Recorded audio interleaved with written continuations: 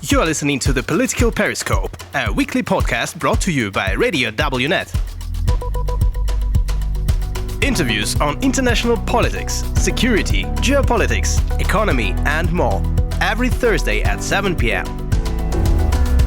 Today's guest of the Political Periscope is Timo Soini, former Minister of Foreign Affairs of Finland and for many years the leader of the Finns Party. Political Periscope. Yesterday there were elections in Finland, elections that mean the end of government of Sanna Marin. National Coalition Party will rule now, but not alone? Yes, the era of Sanna Marin premiership is now over. She has to step down and new government will be formed, and new prime minister is Petteri Orpo, the leader of the National Coalition Party, but we don't know what other parties are included in the government. The possibilities are the Finns Party and also the Social Democratic Party. It depends on the negotiations and then some smaller parties. But two things are certain. Sanna Marin is out as a prime minister and Petteri Orpo is in as a prime minister. But a lot of other things are hanging in the air. What other things? What is right now possible shift in Finland? In Finland, we used to have a coalition governments because we have so many parties in the parliament. And now it is also possible between parties to the left and right be in the same coalition. We have history of that. But now center-right parties did have so good gains in the elections that it is a possibility that it is center-right government, but the margin of that government is not very big, and it remains to be seen whether Petteri Orpo will opt the Finns Party or the Social Democratic Party.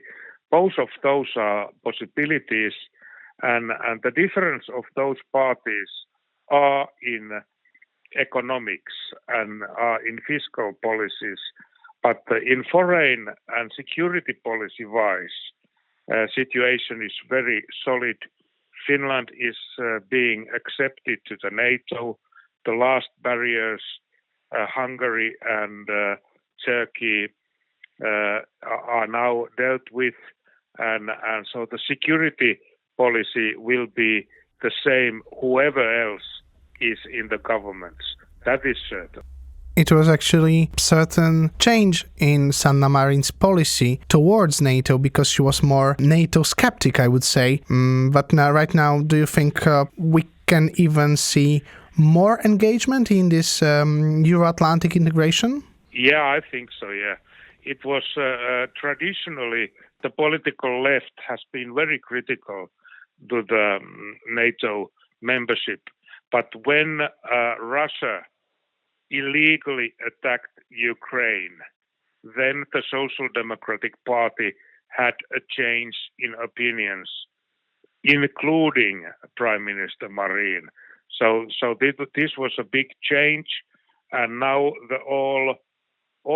practically all parties, excluded extreme left, are clearly for NATO membership.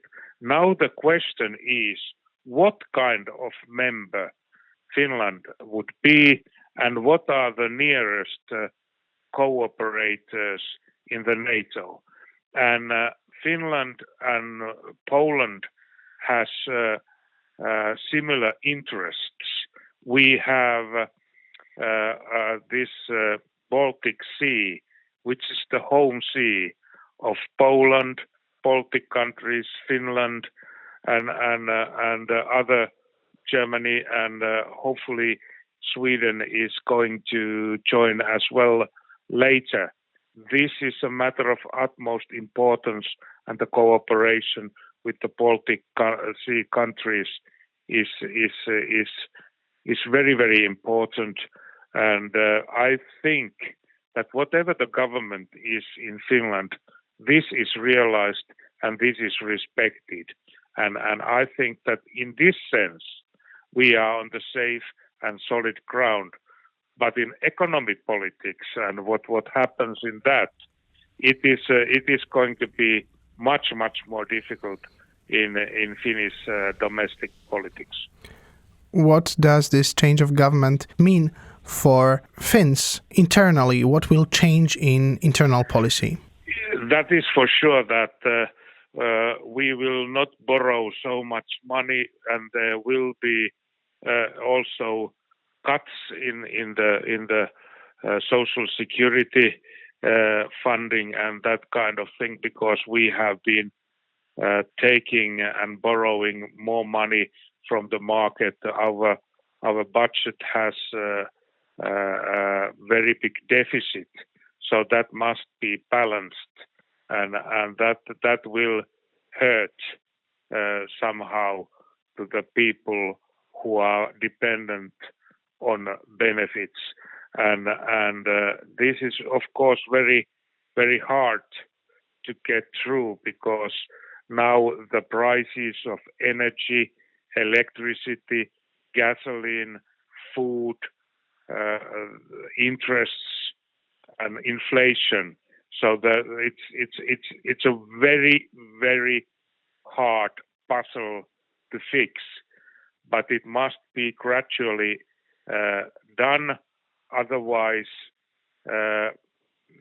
the markets will punish Finnish state by raising interests, and the price of the money will go higher in the market. I think this is the same in every country, that if you are borrowing too much, in due course of time, you must balance the sheets. However, I imagine a lot depends on what party will join the coalition, which will join the government. That is decisive. And if it's a center-right government, it is more clear that it will have policy, fiscal policy, and taxation, and growth, and cuts to the benefits. But if it's going to be social democrats included, then it will be more public sector orientated and compromised in economics. And of course, also if it's a center-right government, it will be more critical of the European Union than the government which have social democrats within inside the government. So do you think that if Party of Finns joins the government, can Poland, maybe Hungary to some degree, get an ally in conflicts with European Commission?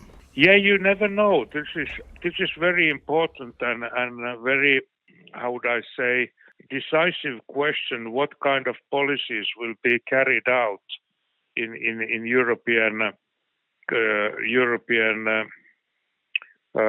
fields? Because, for example, the prime ministers and the foreign ministers and Minister for Treasuries, they are functioning also in the European level, and that is then interesting to see who are going to be the coalition members in different minister gatherings in Brussels, because the Finns party is Eurosceptic party, like in Law and Justice Party in Poland. They are quite similar in many cases. But if it's a Social Democrats, they belong to the Socialist group, and the National Coalition Party is the member of EPP in the European Parliament. Then the situation is more complicated what comes to Poland. But I have understood that also in Poland there are general elections within a year. Even within a few months this autumn. We've talked through the economics, foreign policy and security. There are still some questions about the ideological side of politics. In Poland, we've always, for the last few years, we've seen that Finland is rather progressive country, especially compared to Poland. What direction do you think it will go?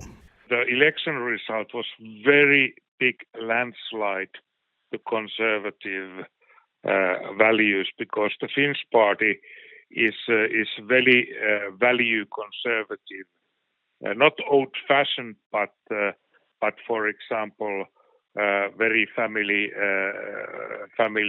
orientated, and not definitely not for intersectional sexual feminism or whatever that kind of the field.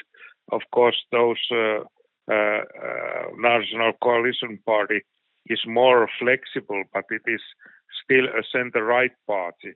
But of course, Social Democrats are very left-wing currently. It used to be also more center-orientated, but Mrs. Sanna Marin was the big favorite of the liberal West, big favorite of the global liberal West, and that is remarkable, because there was a lot of press throughout the Europe and in the world to follow what happens to Sanna Marin. Her party did win 3 more seats, but the center-right did win even more. And who then lost elections were parties. Green Party collapsed, Left-Wing Alliance, which is left from Social Democrats, collapsed, and Finnish Centre also collapsed. Our Christian League, which used to have 5 seats, they preserved their 5 seats, and Swedish Speakers Party had 9 seats, what they have had also in the last elections. So in Finland, both Social Democrats did win, the Finns party did win, and the coalition party did win, but the parties in the middle, Centre Party and the Green Party, collapsed, and extreme left collapsed as well. So we see, on one hand, we see rather polarization of the society. On the other hand, yes, more towards right. Yeah, that's right. Polarization in all areas, and especially leaning to the right. You've mentioned that Sanna Marin, her party, gained 3 more seats. She personally also had far more votes than in previous elections. Yeah. So why the Social Democrats lost the election? Do you think it was personally her with this videos from the party that were published? Did it affect her and the party's image, or there are other reasons? No, it's actually Sanna Marin and Social Democratic Party increased their support. But because the Centre Parties, Greens and Centre Party collapsed, and extreme left collapsed as well, the right wing did win even more than Sanna Marin. Sanna Marin and Social Democrats, they did win, both of them, but the Finns party and the coalition party did win even more.